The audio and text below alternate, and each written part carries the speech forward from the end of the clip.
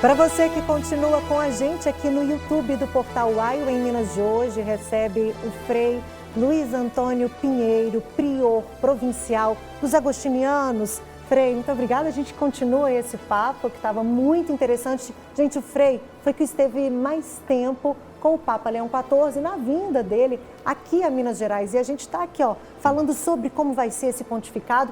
E eu já pergunto, quero uma curiosidade sobre o senhor. O senhor está em Belo Horizonte, em Minas Gerais, há 30 anos, mas o senhor é paulista, né? Eu sou paulista do interior de São Paulo, de Brotas, uma cidadezinha pequena no centro-oeste paulista.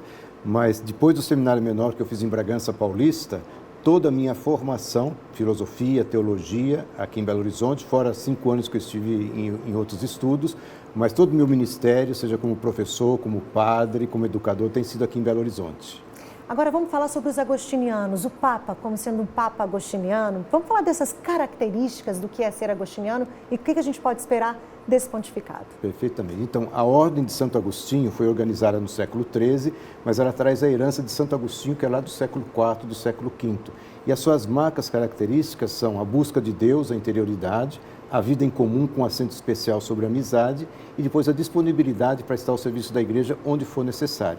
Então é por isso que nós temos como atividades próprias nossas, desde colégios, paróquias, universidades, centros de formação, seminários, obras sociais de promoção humana. Então a partir daí nós procuramos orientar a nossa vivência do Evangelho. Então certamente o Papa Francisco, o Papa Leão XIV, não é, que foi formado também nessa mentalidade, trará essa marca para a igreja no seu pontificado, de muita proximidade, de muita escuta, de muito diálogo, mas também de muita firmeza em questões que foi necessário ter esse posicionamento. Agora, ainda falando sobre o Papa Leão XIV, quando ele esteve a Belo Horizonte, ele veio para os 70 anos do Colégio Santo Agostinho, que já está quase fazendo 100 anos, né? Perfeitamente. Nós completamos 90 anos o ano passado, foi fundado em 1934, né? Então temos aí uma longa trajetória e hoje nós constituímos a rede Lios Agostinianos, que tem os colégios na região metropolitana de Belo Horizonte, também em Divinópolis, e depois 3 escolas sociais totalmente gratuitas no estado do Rio de Janeiro, São Paulo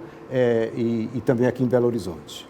E tem pais também começando a procurar as escolas agostinianas depois da eleição do Papa? Olha, eu espero que aumente o número dos alunos, né? Inclusive ele disse, eu sou filho de Santo Agostinho, eu sou agostiniano. Então, com muito orgulho, nós também dizemos, somos filhos e filhas de Santo Agostinho, somos agostinianos. Então, é um grande orgulho, nós temos mais de 8.000 alunos, né? Que fazem parte das nossas escolas e que se consideram também agostinianos. E tem uma expectativa aí pela vinda do Leão XIV ao Brasil novamente, por que não, talvez, em Belo Horizonte também? Certamente. Ele já marcou, né, na sua agenda que virá ao Peru.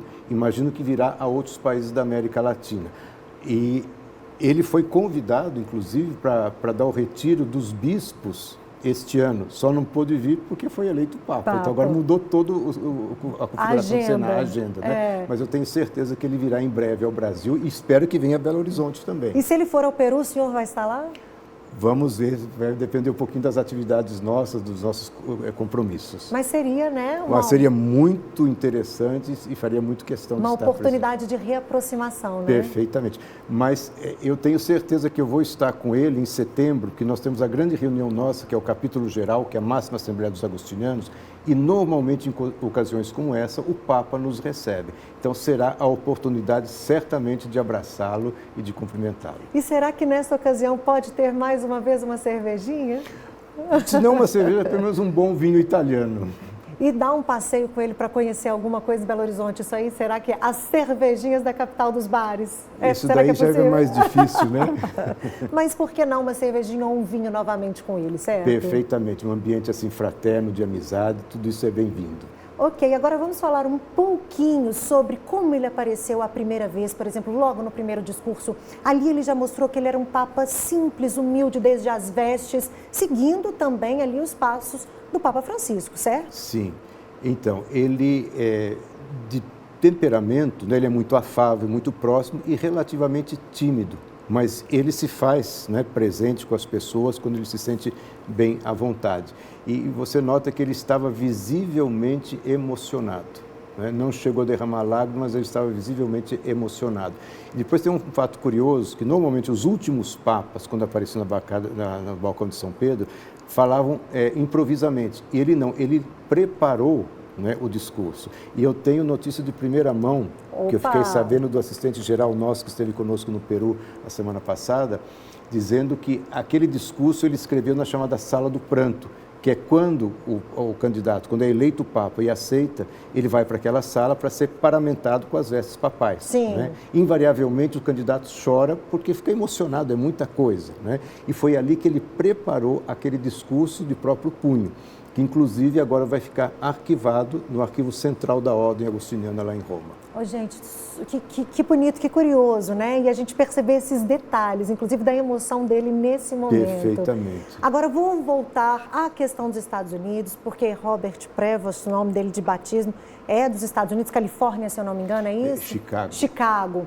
E como será o relacionamento dele com o presidente dos Estados Unidos? Porque muito se fala ali, talvez, dele defendendo situações que o próprio presidente está em desacordo. Como é que o senhor acha que vai caminhar essa questão com dois líderes, o da igreja, né, e o também dos Estados Unidos? Eu imagino que em algum momento haverá um encontro entre eles, né?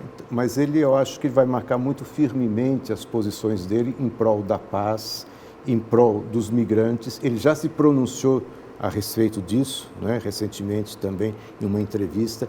Então eu acho que ele vai ser muito firme, mas vai procurar a conciliação, porque ele compreende também as dificuldades, né, que existem em qualquer mudança nas várias situações na organização dos países. Então a gente pode esperar aí um pontificado com um Papa bastante humano, em busca de paz, em busca de conquistas, né, para a Igreja Católica, para a humanidade, seja nas guerras, não é isso? Certamente. Ele é um homem da igreja, é o grande líder da igreja, né? A missão dele é proclamar o Evangelho de Jesus Cristo, é trazer a unidade para a igreja, mas também é um homem do mundo. Ele mesmo falou, né, junto com o corpo diplomático que ele foi apresentado, eu sou um cidadão do mundo.